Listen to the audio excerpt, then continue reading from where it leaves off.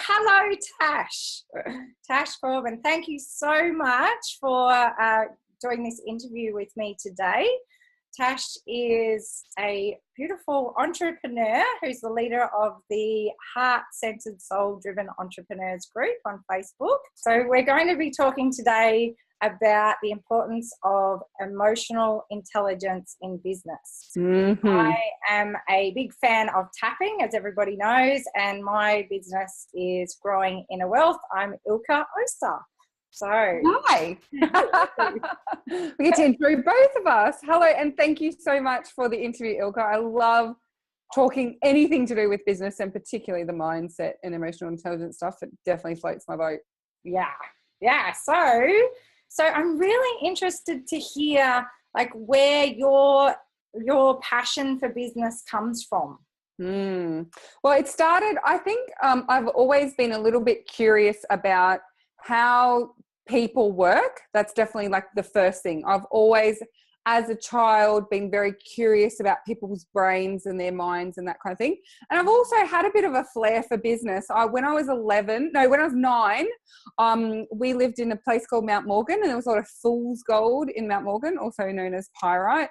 And I used to crush it up and sell it as glitter. And so, since then, I've had many schemes and dealings with trying to make money out of things that didn't exist before, or coming up with ideas. I was a tutor. I was a very, very bright kid at school. So I used to tutor younger students from a very young age.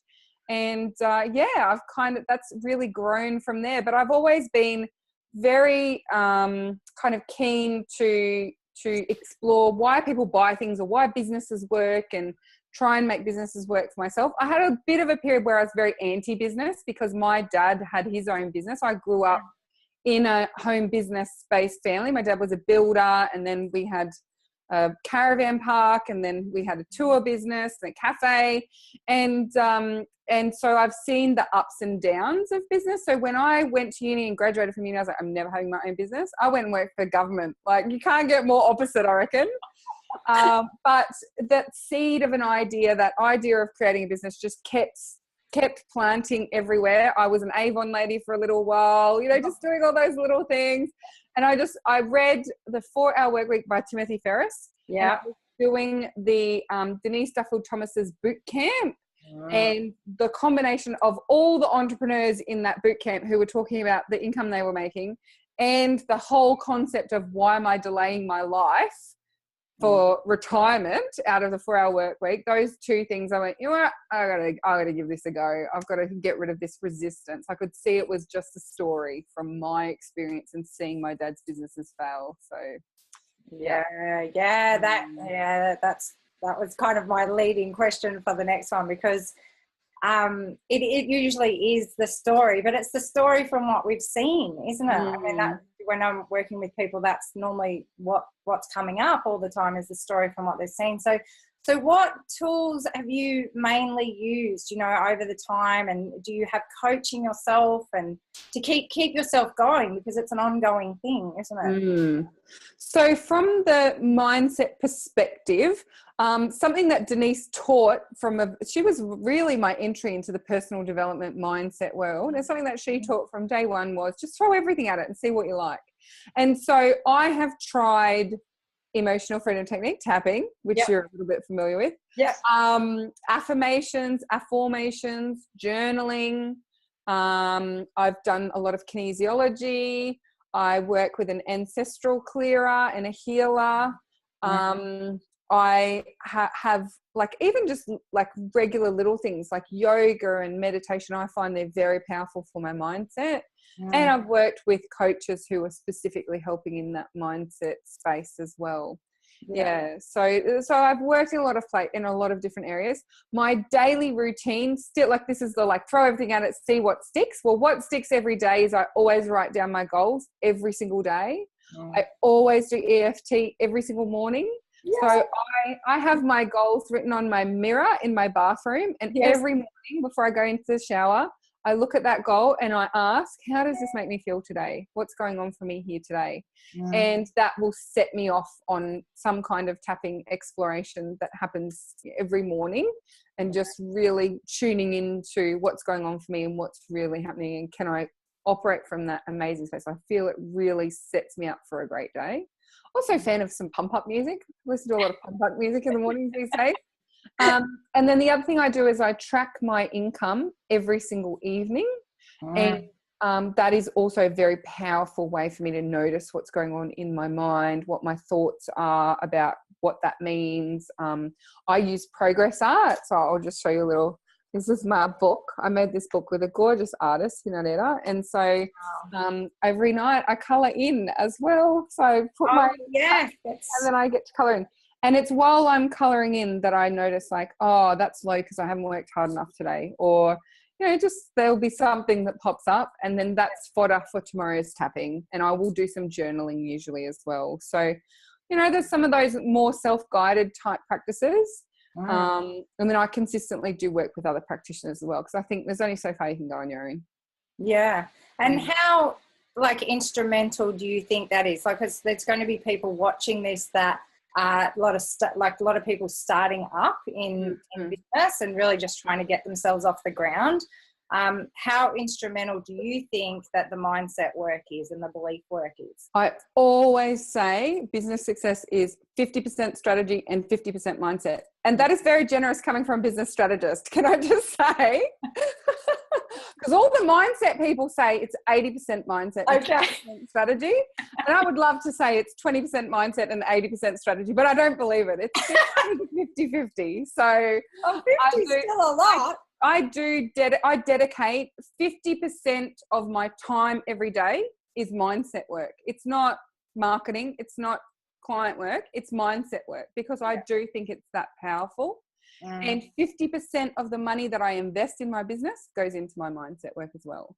So I feel like I really practice what I preach on that one, and I do invest. You know, I find it difficult sometimes, because people say, well, it's 80% mindset and 20% business strategy, and then they go and invest 80 to 90% of their time working on their business strategy and 80%, 90% of their money on their business strategy, and they're not.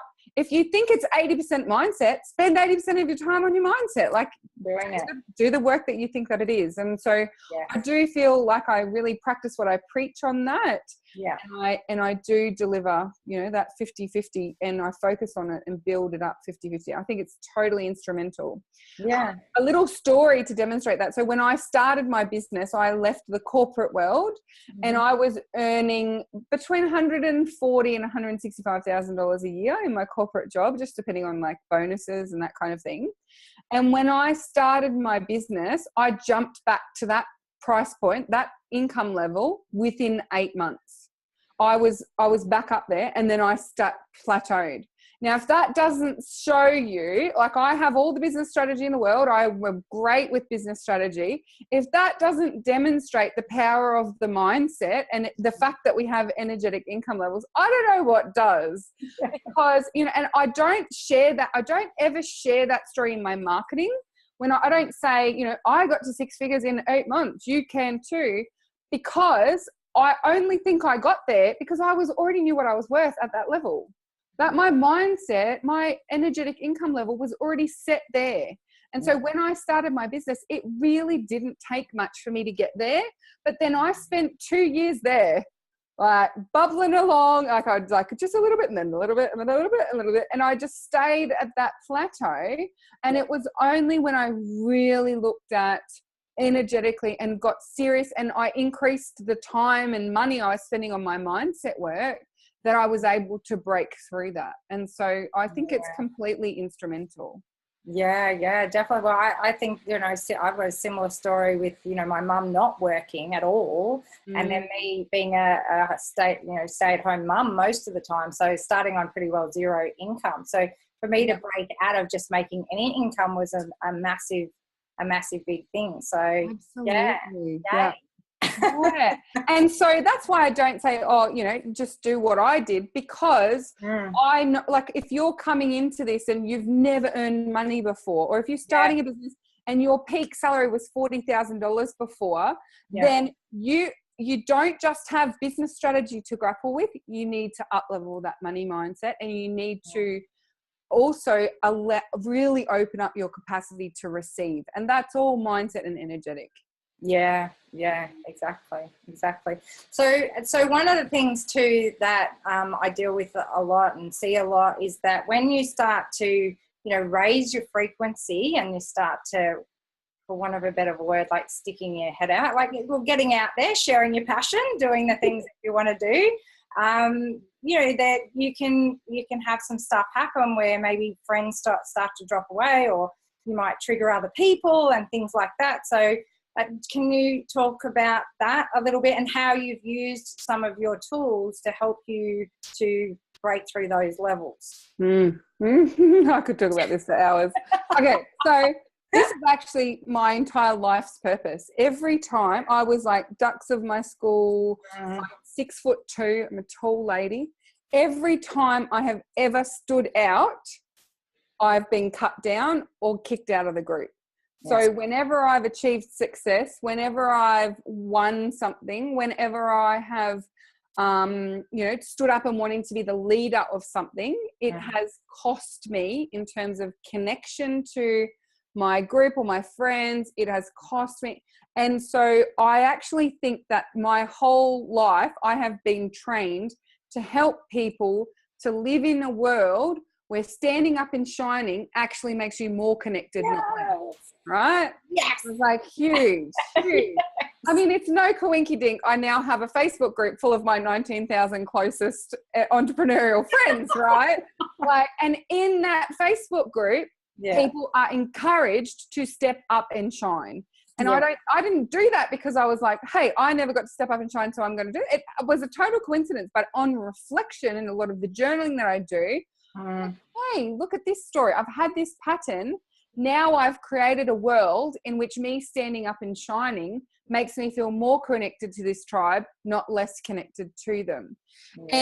But along the way, there have been some crazy times. Like on my 33rd birthday, I actually had 4 of my closest friends break up with me on Facebook. And it was because I had spent the previous year really focused on, like, I'd moved away to the beach to be closer to where most of my clients were. I was really focused on building my business. I didn't have the spare cash that I had previously had when I was working in the corporate world. I was the kind of friend who, I was living in Brisbane.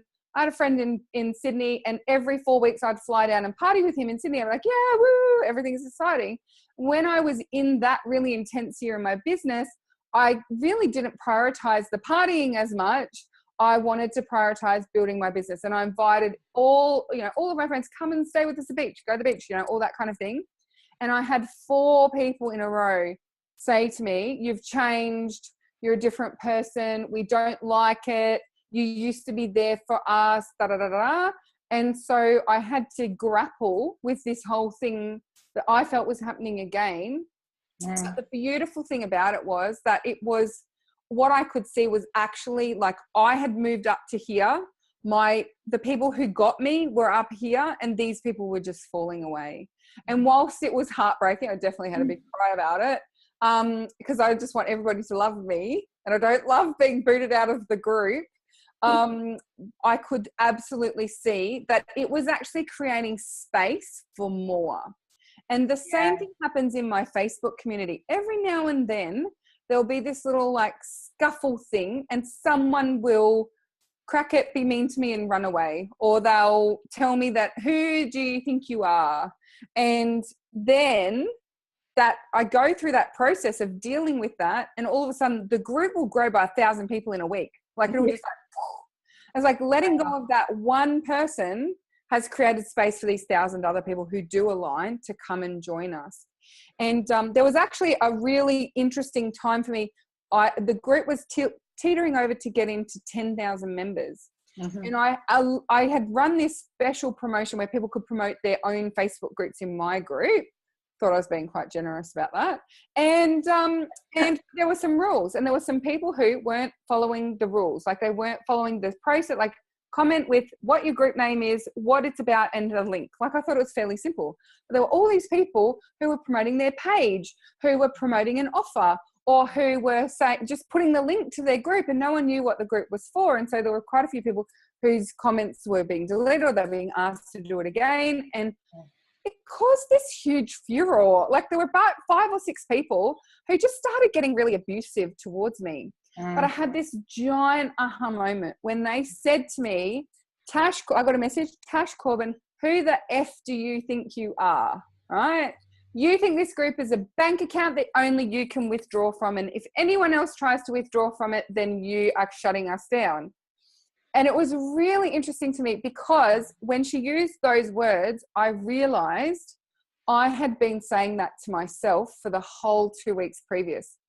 Because I was about to hit 10,000 members in my group. I was like, who do I think I am? This woman, who do you think you are? You have 10,000 people in this group. Yeah, I'm laughing because of how the universe works. It's just so amazing, right? And it was like, I was being that mean to myself. Yeah. So of course I was attracting people and inviting them to say that to me as well. Yeah. And so when I realized that, it was just a whole nother level. And so those people departed the community, and again it just burst, like the 10,000 just happened, and it was it had cleared this space. And I was still every day doing my tapping. I was doing a lot of journaling at that time. I did a Periscope, was big back then, it's not so big anymore, but I did a Periscope, right? Because I had all these people send me messages of support, and kind of like the group took care of them. It was like, who do you think you are? Like the group really took care of it in a very loving way. A lot of people actually said, you just, if you say that, you don't actually know Tash that well. Like, she is amazing, da da da da. So I was doing this Periscope on my giant realization that this was a reflection of how I was talking about myself. And I was thanking everyone, and I burst into tears live on Periscope, right? And so I'm just like having this huge revelation. I'm crying on the internet. I was like, I'm just going to keep going because it's good crying. It's not bad crying. And I really think for me that opportunity to sort of just debrief on what had happened, I think with my mouth, right? Everything just happens and it just comes out of my mouth, and that's how I think. I'm an extrovert, so it's no surprise. Yeah. And so as I was processing that and debriefing, and I just had this huge realization that to me is just so powerful. And to be able to get off that and write down all the things that had just come out of my mouth and tap on them and calm my body down and understand that I'm still safe and I'm still okay and everything is going to be amazing. And like, seriously, the group just exploded at that point, and it hasn't slowed down. And to me, it's just a beautiful reflection of what's happened for me on a mindset level. So I could talk for hours on this. That is so brilliant. That is such a great story. Yeah.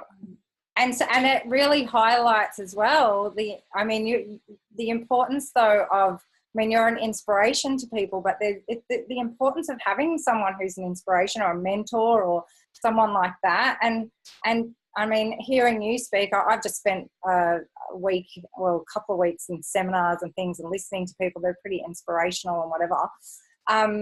But and they're doing such an amazing job, but there is a culture of cutting people down. They're really a lot of the people around me were saying stuff and things. I'm thinking, if people only understood what it takes to be in the position of being an entrepreneur, and it's when you start it and you start doing it that you understand, it takes a lot, and it takes a lot of emotional resilience. So I'm so, to hear you speak about how often you use those mindset tools and that, because that's just such a passion of mine to get that out to people. And also that you yourself have coaches, don't you, and mentors? Yeah. Look, for a long time I didn't have a business coach because for me, the business coaches that I saw, they were damaged, to be honest with you. Okay. They come from a lot of there were people who I admired and I loved and they were amazing, but they were mindset people. They weren't necessarily business strategists. Okay. coaches, Yes. right? Yeah, right. And so the business coaches, and I see a lot of those at the highest level, they use trickery, they use crazy tactics, they use, NLP to make people feel their pain We're points. having a good day today. Right? So they use these strategies to make people feel horrible and then offer half-hearted solutions and make millions of dollars. And so what I was seeing was I didn't want to play in that space. And I actually felt like I had created a business model and a way of working in which I could turn up and serve and be amazingly generous and heart-centered and still create the growth in my business and create the success that I wanted. So for a long time, I interviewed like 15 business coaches in 2016 and probably like October 2015 to the end of 2016. And all of them said something that just said, this isn't a values alignment for me. So they would tell me I need to milk my group more. I'm not getting enough money out of that group. Or I need to stop being so generous with my free trainings and resources. Or I need to actually use more NLP to really dial up the pain points in people and make them feel uncomfortable and be the solution. And there were just all of these points where I was like, you're not for me. Like, you don't get me. You don't understand it. So instead, while I was looking for a business coach, I worked religiously with people in mindset. That's what I did. And in that time, my business income doubled. I decided I'm the strategy person. I'm just going to be relentless in my experimentation with different strategies and I'm going to work out what works for me. And that's what I've done. Yeah. And instead, I got the support that I needed from mindset people. So I worked with an EFT practitioner. I have regular kinesiology sessions. I worked with a healer. I tried lots of different things. I have essential oils, crystals, feng shui. I'm happy to play with all of those things. And I now have a business strategy coach. I have found someone who is aligned to my business and totally gets my model. And so that's really awesome. But I'm ready for him because of the work that I've done on my mindset. And I know that when he says to me, you need to get your that I have the tools, I have the support network, I have the people I can go and say, oh, I need a session, Ilka, I have that I can go and work with those people and I can recognize when it's a mindset thing and when it's my strategy is not right thing. I am just like, you are speaking my heart because as much, and I do think so many people are inspirational and we need those people out there. But I so agree. I mean, I've been told to do things in my business that just go against just everything that I, in my heart, represents. And for me, I always think, again, do the mindset work. Do the mindset work. So thank you so much for that insight. Yes. And if anyone else is grappling with this, the piece of advice that I would say is surround yourself by the people you want to actually be surrounded by. So for that whole time, I unsubscribed from mailing lists. I got off their podcast because I could actually then, once I'd been through their sales process, I could see that every podcast episode, they were using that same process. They were setting me up for a sales pitch at some point. And so I ended up saying, you know what, I don't want to be in this space anymore. I'm going to surround myself by people who do inspire me.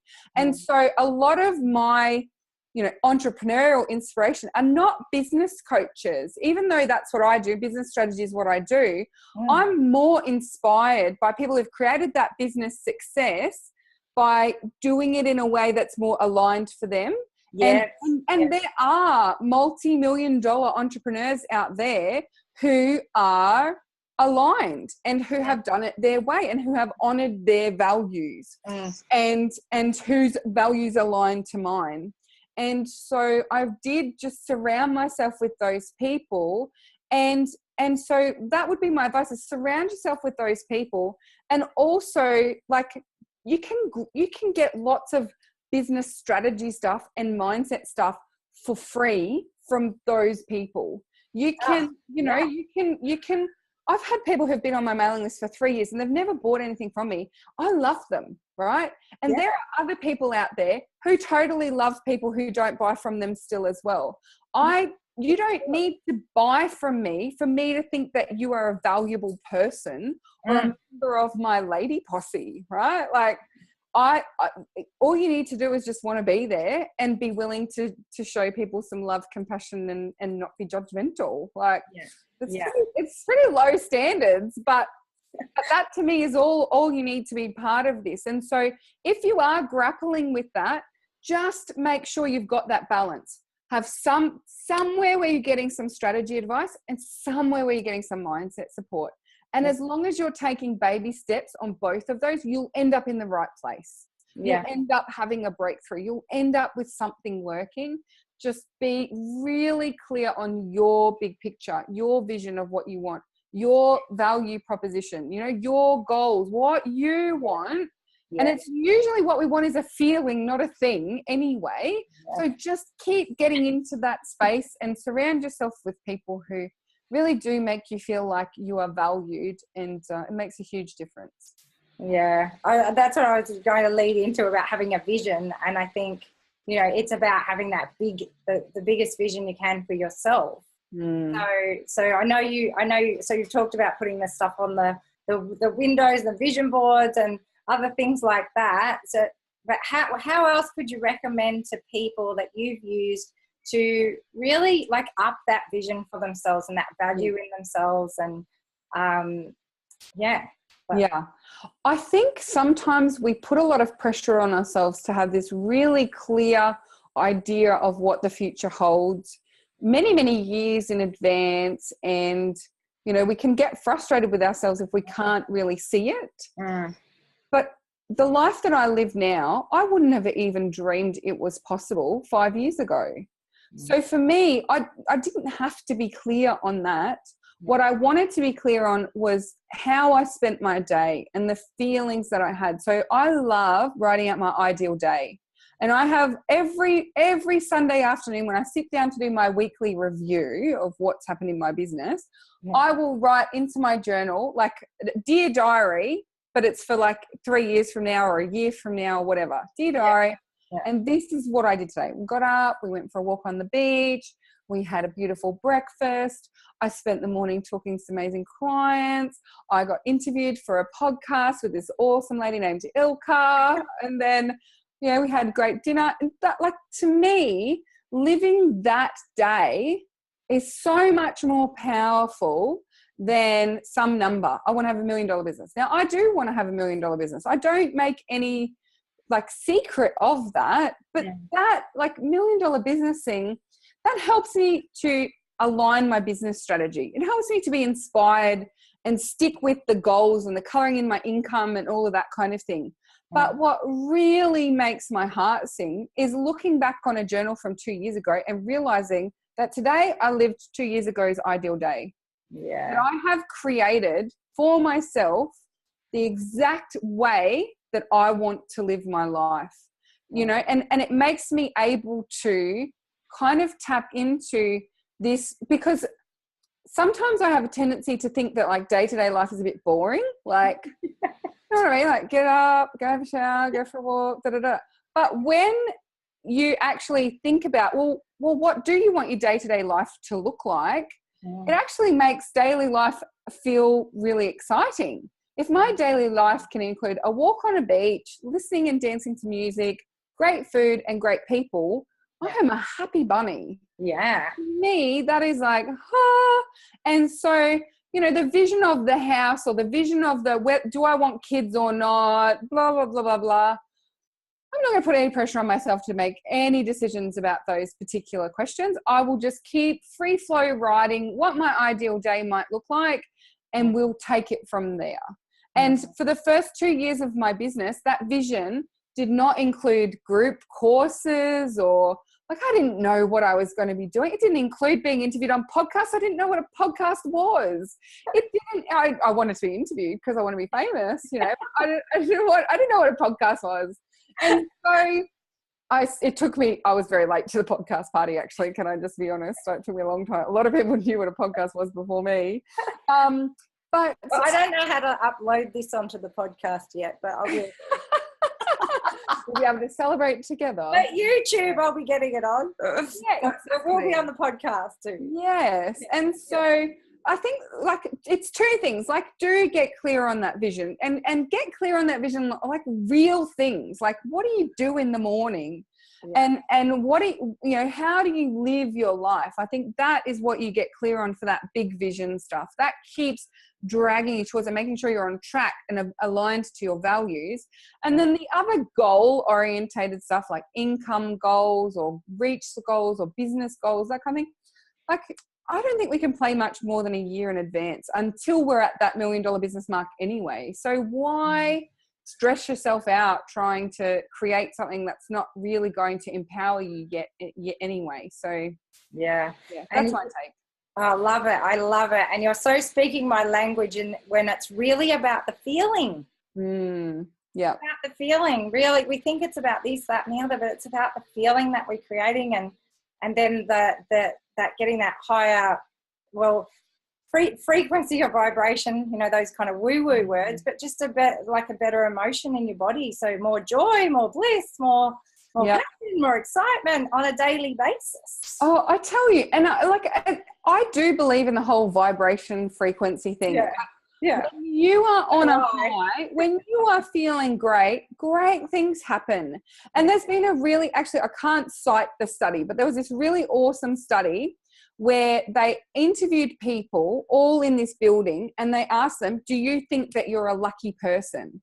And half of the people said, yeah, I'm so lucky. Lucky things happen to me all the time. And half of the people said, nah, everything sucks. I never win anything, that kind of thing. And as those people walked down that building, every single person walked over a $5 note. Oh. Now, which group of people noticed the $5 note? It was the group of people who said they were lucky. Yeah. It was like 75% of the people who said they were lucky stopped and picked up the $5 note, and 10% of the people who said that they weren't didn't even see it. Yeah. It was there for everyone. I think it's the best experiment, right? It was there for everyone. That is so true. Well, when I go out to a lot of the leading ladies things on the Sunshine Coast, and people actually know this about me, I win all the time. I love it. So I've won a prize every single time except last time. And then I was standing next to my friend and I said, well, maybe you'll win it. And she did. So, but someone said to me, why do you win all the time? Well, I had a history, an unconscious program that my grandfather won stuff.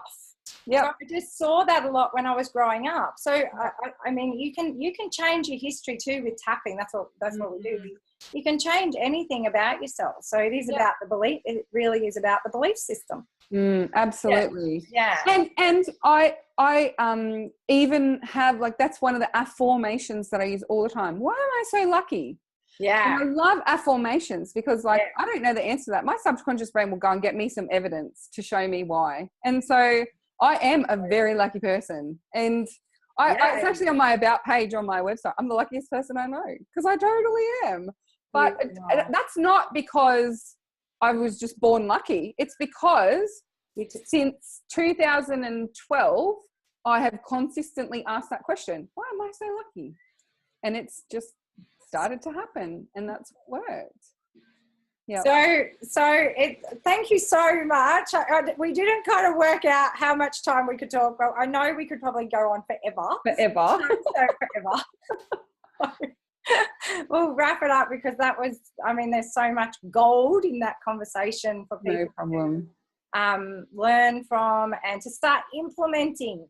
I would encourage everyone to implement what Tash is saying. I wholly and solely agree that it's doing that mindset work, doing your tapping, doing your gel, doing all the things that are going to get you where you want to go. Absolutely. And if you do want to be part of that community, I would love to invite anyone who's listening to come along to the group. You can go to tashcorbin.com/group.